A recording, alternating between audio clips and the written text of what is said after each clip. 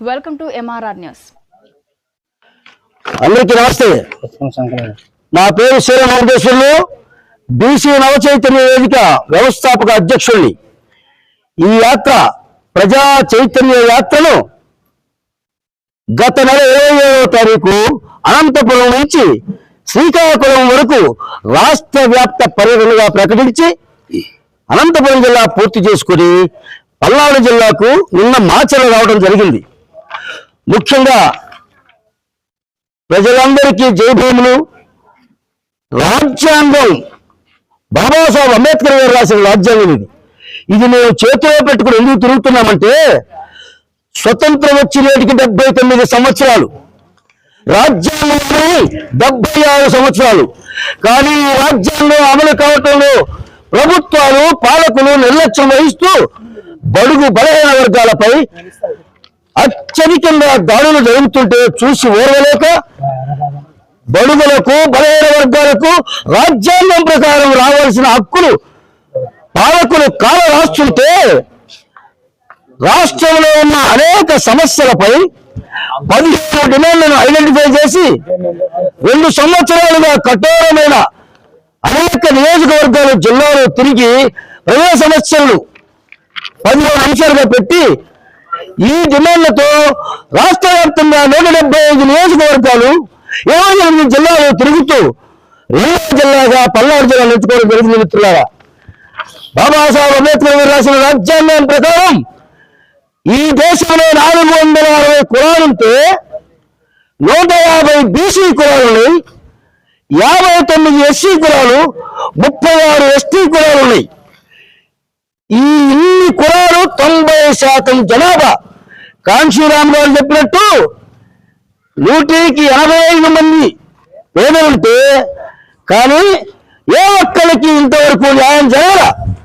కారణం, స్వతంత్రం వచ్చిన దగ్గర నుంచి ముఖ్యంగా ఆంధ్రప్రదేశ్ లో 2-3 కులాలు మాత్రమే ఆధిపత్యంతో అధికారం చెలాయిస్తూ బడుగు బలహీన వర్గాలను బీసీలను అనగదొక్కుతూ వచ్చారు. అందుకే మా ఈ డిమాండ్లు చాలా స్పష్టంగా ప్రభుత్వం ముందుంచాం. ఈ ప్రభుత్వం కూటమి ప్రభుత్వం వచ్చి 2 సంవత్సరాలు దాటిపోయింది. హామీలు మాత్రం అనేక ఇచ్చారు, కానీ ఏ ఒక్క పేదవాళ్ళకైనా మీరు ఇచ్చిన హామీలు నెరవేర్చారా? సూటి ప్రశ్న. బీసీలకు 50 ఏళ్ళకే పింఛన్ ఇస్తా ఉన్నారు, ఒక్క పింఛన్ ఇంతవరకు ఇవ్వడం ప్రభుత్వం. మా డిమాండ్లో మొట్టమొదటిదే మా వెంకట చెప్పినట్టు విద్యను అమ్ముకోవటం చట్ట ప్రకారం రాజ్యాంగం ప్రకారం నేరం. అందుకే మొట్టమొదటి డిమాండ్ పెట్టాం. ఈ రాష్ట్రంలో విద్య వైద్యం ఉచితంగా అందించాలి. మీ వల్ల కాకపోతే 3వ రాజకీయ ప్రత్యామ్నాయంగా 2029లో అనేక ప్రజా సంఘాలు కుల సంఘాలు రాజకీయ పార్టీలను కలుపుకొని 3వ రాజకీయ ప్రత్యామ్నాయం ఏర్పాటు చేసి మేము అమలు చేసి చూపిస్తామని ఈ ప్రభుత్వానికి ఛాలెంజ్ ఇస్తున్నాం. 2వ డిమాండ్ కులవేళ చేస్తామని. ఇప్పుడే 2011లో చేసిన కులవేళ ఇంతవరకు బయటపెట్ల, జనగణన మాత్రమే పెట్టారు. 1821లో జరిగిన కులవేళ ప్రకారమే ఇంతవరకు మనకు కులగణన లేదు. అందుకే కులగణన చేయాలి. బీసీలకు ఎవరెంతో వారికంతా, మేమెంతో మాకంతా, మీరెంతో మీకంతా. చట్టసభలలో బీసీలకు ప్రాతినిధ్యం ఉండాలి. అలాగే బీసీఐ కులాలు 150 కులాలు ప్రతి ఒక్క కులం చట్టసభల్లో అడుగు పెట్టాలి. అప్పుడే ఆ కులాలకు ఆ జాతులకు న్యాయం జరుగుతుంది. 3వ డిమాండ్ బీసీలకు రక్షణ చట్టం తెస్తామని ఈ ప్రభుత్వం ఎప్పుడో చెప్పింది. 100 రోజులు వేస్తా ఉంది. 700 రోజులు 2 సంవత్సరాలు అయిపోయింది, ఇంతవరకు పట్టించుకోవట్లా. తక్షణమే బీసీ రక్షణ చట్టం తేవాలి. అలాగే ప్రతి నియోజకవర్గంలో నిరుద్యోగ యువత విపరీతంగా పెరిగిపోతూ గంజాయికి బానిసై అల్లాడిపోతున్నారు కుటుంబాలు, తల్లిదండ్రులు అల్లాడిపోతున్నారు. ఈ ప్రభుత్వం మాత్రం ఉద్యోగాలు పరుచుకోవట్లా. అదేమంటే 20 లక్షల ఉద్యోగాలు ఇస్తామని లోకేష్ బాబు గారు, చంద్రబాబు నాయుడు గారు, పవన్ కళ్యాణ్ గారు అనేక హామీలు ఇచ్చారు. గత ప్రభుత్వం ఇలాంటి హామీలు ఇచ్చి చేయకపోతే 151 సీట్లున్న ఆ ప్రభుత్వాన్ని 11 సీట్లు పరిమితం చేశారు. మీరు ఈ డిమాండ్ నెరవేర్చకపోతే మీరు కూడా రేపు 9 సీట్లకు 5 సీట్లకు పరిమితం అవుతారు. కాబట్టి మిమ్మల్ని హెచ్చరిస్తున్నాం. ఇంకా 3 ఏళ్ళు ఉంది. మీరు ఈ సవరణ చేసుకొని ఈ హామీలు మీరు ఇచ్చే హామీలు నెరవేర్చండి.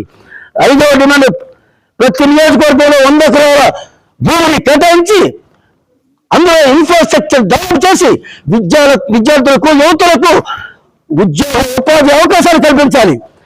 6వ డిమాండ్ మహిళలకు నెలకు 10,000 ఇస్తా ఉన్నారు మీరే, అంటే సంవత్సరానికి 18,000. ఇంతవరకు ఆమె నెరవేర్చా, అది కూడా నెరవేర్చండి.